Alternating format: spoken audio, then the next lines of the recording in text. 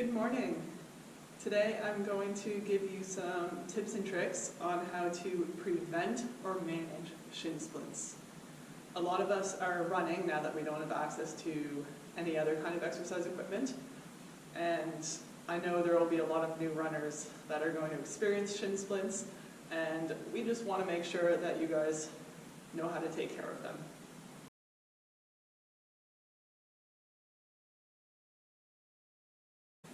First things first, we want to strengthen the lower leg. Get the lower leg muscles ready for the impact and volume that they're going to have to handle. You can strengthen the calf muscles by doing calf raises. Double leg works great. If you have an elevated surface to do them from, I highly recommend that. So you can drop the heels down low. Make sure you have something to hold on to. Drop the heels down low, and then raise high up onto your tiptoes. Drop as low as you can, raise high. You can also do single leg. Drop low, raise high. So that's going to strengthen your calf muscle. We also want to strengthen your tibialis anterior. For that, we're going to do heel walks. I like to do them without shoes on, when I can. On your heels, toes pointing, actively reaching towards the ceiling, and we're just going to walk. Quick little steps on your heels.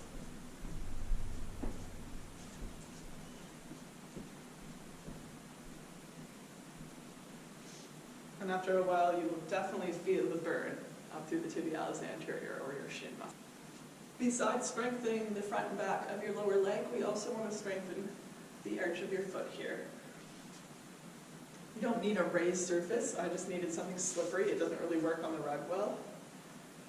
So, towel on a slippery floor surface, and you're going to pull the towel in with your toes.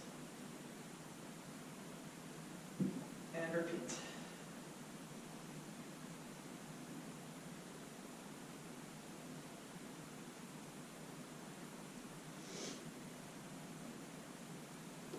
All right. It's of course going to be personalized what kind of difficulty or volume you need to strengthen those muscles, depending on where you're at. But this is a general set rep scheme that you can start with for those exercises. Now we're going to do some self-massage. I know I can't be the only one out there that really misses the massage therapist. For shin splints though, it's in a location in your body that's fairly easy for you to self-massage. You can use thumbs, fingers, hands, fists, elbow, or like something like a lacrosse ball. I have my little spiky ball. We are first going to get the tibialis anterior. So that is actually, I find using the elbow, if you have the flexibility to reach down most of it with your elbow. Elbow works great. Thumbs or fists though work great also. Just going to run down all the way down on the lateral aspect of your shin bone. Make sure you're not applying the pressure to the bone, but to the muscle beside it. You can also use your lacrosse ball. I'm going to stick it underneath there. And you decide the amount of pressure. The more I sit down on it, the more pressure I feel. We're just going to do slow movement up and down.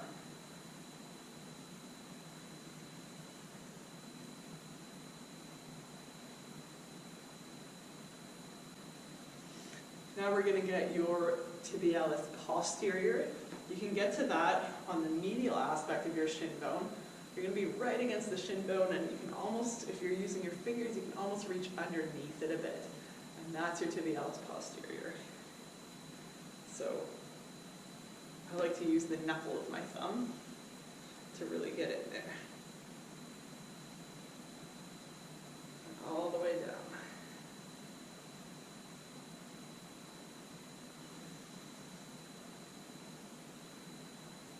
And again, you can use your lacrosse ball. This one's a little more awkward.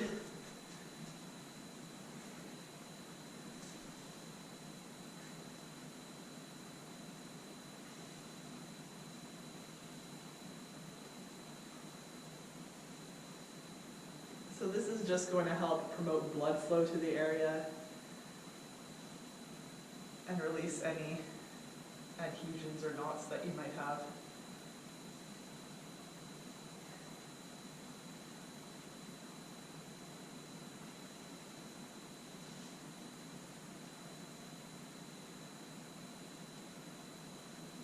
All right, this is good. We are now going to roll out the arch in your foot. You can do this sitting, standing.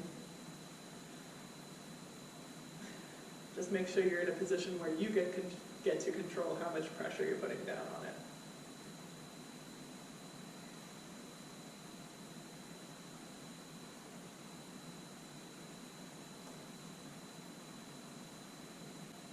Now, also important for running, for healthy running, is good ankle mobility.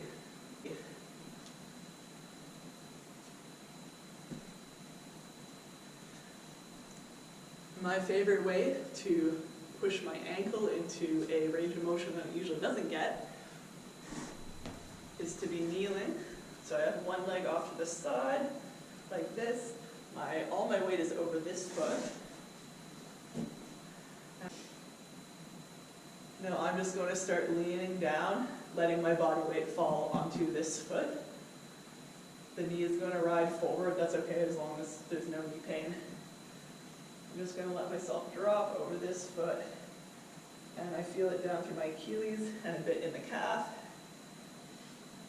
And the goal is to keep the heel on the floor. Although, if your ankles are very tight and your heel is, say, like stuck up here, that's okay. You go to where you can go to, whatever gets you into a further range of motion than you're usually in. And wherever you feel a nice, comfortable stretch.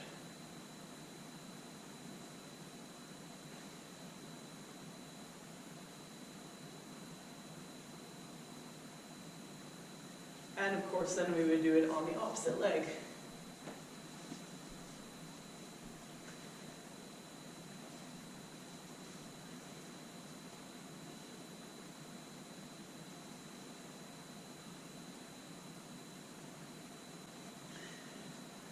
All right, feel good? And we also want to strengthen and lengthen these muscles that are getting worked. So to stretch the tibialis anterior, if your TA is really tight, you might just feel it being in this like sit on your heel position. In this position, you might be feeling a mad stretch up through here. The way I like to do it is just standing. I flatten my foot and push it into the floor and just think of standing tall and leaning forward. And I'm getting a mild stretch up through my TA now, right up through here. We have two muscles in our calf, the gastroc, which is the higher muscle, and the soleus, which lies underneath. It's the longer muscle. And the gastroc attaches above the knee joint, which means bending the knee will not give the muscle a stretch. You have to have a straight knee. And the soleus only crosses the ankle joint, so we can have a bent knee to emphasize the stretch on that one. So to stretch the gastroc,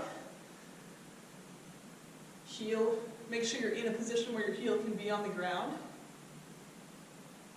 And we're going to keep the legs straight and lean forward. Push your hips forward. So you'll feel a higher calf stretch for this one.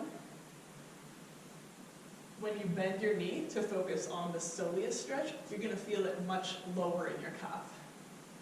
So go from straight leg to bent leg.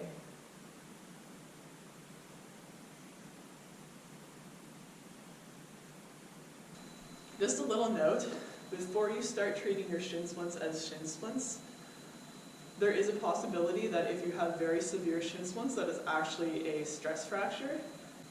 One good way to tell is if you have localized pain. Shin splints are usually general discomfort all the way up and down on either side. If it's a stress fracture, you're going to have very localized specific pain. You would be like, when I run, it hurts here. Or when I self-massage, it hurts here. Whereas shin splints, it's going to be probably span the whole length. If you have a stress fracture, it's treated differently and obviously more seriously than shin splints. And I recommend you see a doctor, get an x-ray, even if you suspect it might not be just shin splints, and rest, don't run. Don't run on a stress fracture. Don't even run on shin splints. If your shin splints are bad enough, you should not be running on them. You need to find, I know it's hard right now, but you need to find a low impact or zero impact way to get your conditioning in still, like an elliptical, spin bike, stepper, something that is not going to aggravate them but allow you to still do your conditioning work.